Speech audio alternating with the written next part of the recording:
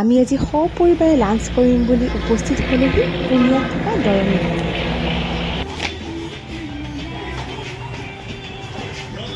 এয়া চাওকচোন, দুইটা ককা ভাই বহুত দিনৰ মূৰত লগ পাই ফূৰ্তিতেই পোৱা নাই। এইটো আমাৰ শুকান মাছ দেই, আমাৰ শুকান মাছ হেৰি চাটনি খাই শুকান মাছৰ চাটনি খাম বুলি ভাবি থকা মহাৰাজা থালিখন অৱশেষত আমাৰ সন্মুখত আহি পালেহি।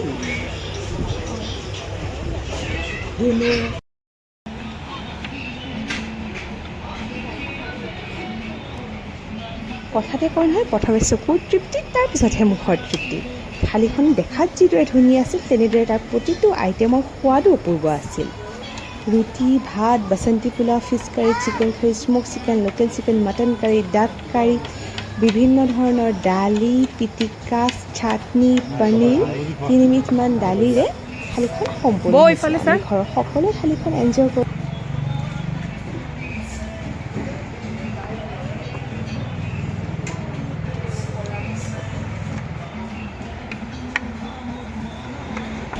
ধাবাখন সম্পূৰ্ণৰূপে তৈয়াৰী কৰা হৈছিল বাঁহেৰে আৰু ভিতৰৰ ডেক'ৰেশ্যনবোৰ কৰা হৈছিল ডলা, জাপি, গামোচা আৰু চকী মেজসমূহো আছিল বাঁহেৰে। আৰু তেওঁলোকে কিছুমান বস্তু চেলৰ কাৰণে থৈ দিছে। এইবিলাক তাৰ পৰিৱেশটো সঁচাকৈ খুব সুন্দৰ আছিল। আমি আজি ঘৰমুৱা হ'লোঁ। পিছফালে আমাৰ ল'ৰা দুটা বহি আছে। সৰুটো যে বটল খেলি আছে, সেইটো মোৰ ভাগিন হয়। ভাগিনটো আৰু ননদ আমাৰ ঘৰলৈ গৰম বন্ধ বুলি ফুৰিবলৈ আহিছে। কেইটামান ফটো ক্লিপ দি দিছোঁ আমাৰ দেওবৰীয়া বিশেষৰ।